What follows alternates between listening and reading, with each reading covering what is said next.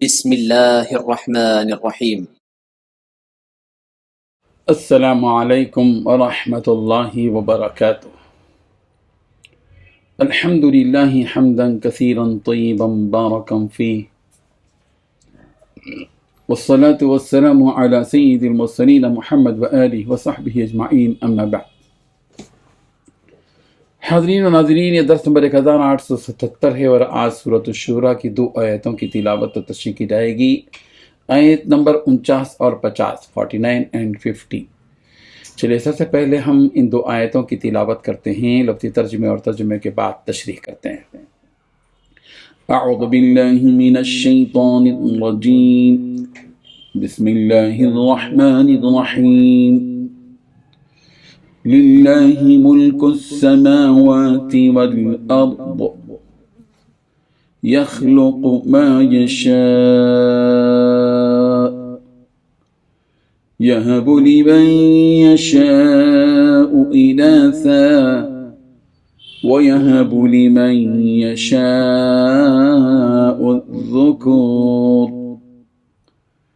أو يزوجهم ذكرانا وإناثا ويجعل من يشاء عقيما إنه عليم قدير صدق اللہ العظیم۔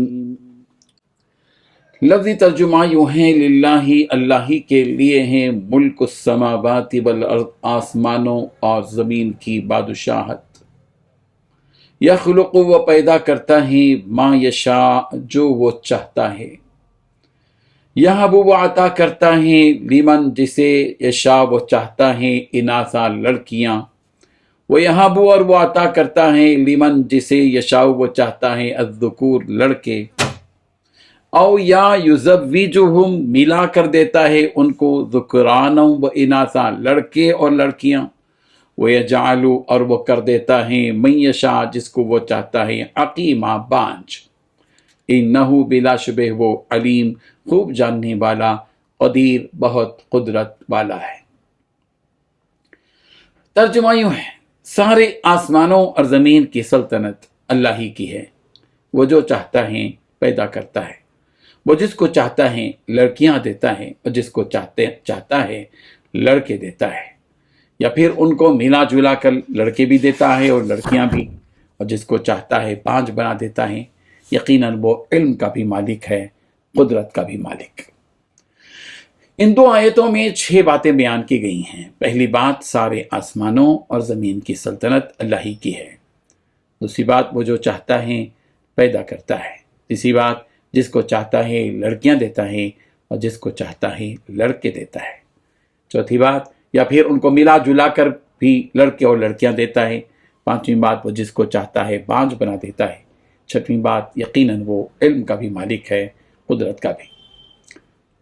بزرگان محترم، اللہ تعالیٰ انسان کو پر رونق دنیا سے دھوکہ کھانے سے آگاہ کر رہے ہیں، اور اس بات سے بھی آگاہ کر رہے ہیں کہ دیکھو، تمہیں جو کچھ اس دنیا میں ملا ہے اسے تم اپنی صلاحیت کا ثمرہ مت سمجھو، اپنی لیاقت کا ثمرہ مت سمجھو، نتیجہ مت سمجھو، بلکہ اللہ تعالیٰ کی دین سمجھو، اللہ کی عطا سمجھو۔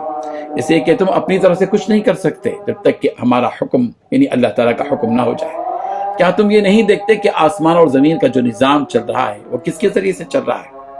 کیا یہ تمہاری اپنی مرضی سے چل رہا ہے؟ یہ سورج تمہاری مرضی سے طلوع ہو رہا ہے؟ یہ چاند تمہاری مرضی سے اپنی منزلیں طے کر رہا ہے؟ یہ آسمان بغیر ستون کے تمہاری مرضی سے کھڑا ہوا ہے؟ یہ زمین تمہاری مرضی سے زمین سے نباتات اگاتی ہے؟ نہیں، یہ سب کچھ اللہ رب العزت کے حکم سے چل رہا ہے۔ تم جب چاہو دھوپ نہیں لا سکتے، جب چاہو اس پوری اس کائنات کو اندھیرا تاریکی میں مبتلا نہیں کر سکتے، تم جب چاہو بارش لا نہیں سکتے۔ یہ سب کچھ تجربہ بتاتا ہے کہ انسانوں کی طاقت سے یہ باہر کی چیزیں ہیں، یہ سب کچھ اللہ کر رہا ہے۔ تو معلوم یہ ہوا کہ تمہارا اس دنیا میں کچھ نہیں چلتا۔ چلو اس مثال کو چھوڑ کر تمہاری اپنی مثال سے تمہیں سمجھاتے ہیں۔ دیکھو، تمہاری خواہش ہوتی ہے کہ تمہیں لڑکا ہو، تو کیا تم اپنی خواہش کے مطابق لڑکے کو جنم دے سکتے ہو؟ یا پھر کبھی تمہاری خواہش ہوتی ہے کہ مجھے لڑکی ہو، کیا تم اپنی کوشش سے لڑکی پیدا کر سکتے ہو؟ نہیں، ہرگز نہیں۔ تم لڑکی پیدا کر سکتے ہو اور نہیں لڑکا پیدا کر سکتے ہو، یہ سب اللہ ہی کی مرضی سے ہوتا ہے۔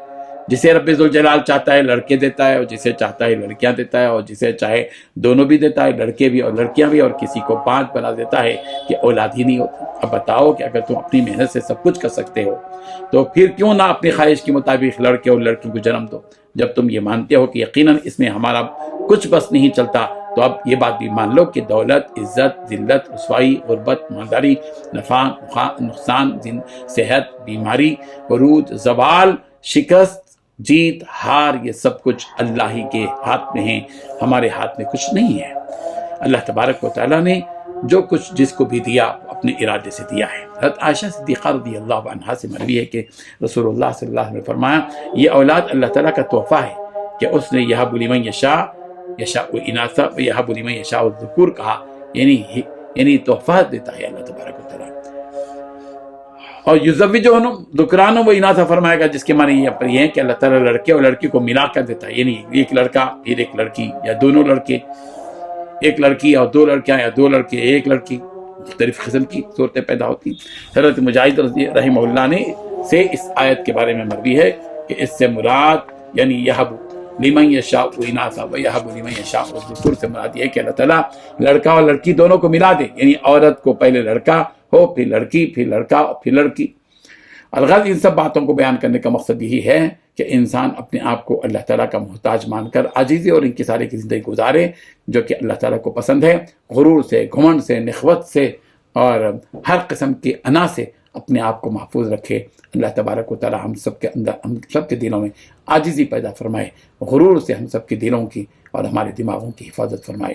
وآخر دعوانا الحمدللہ رب العالمین۔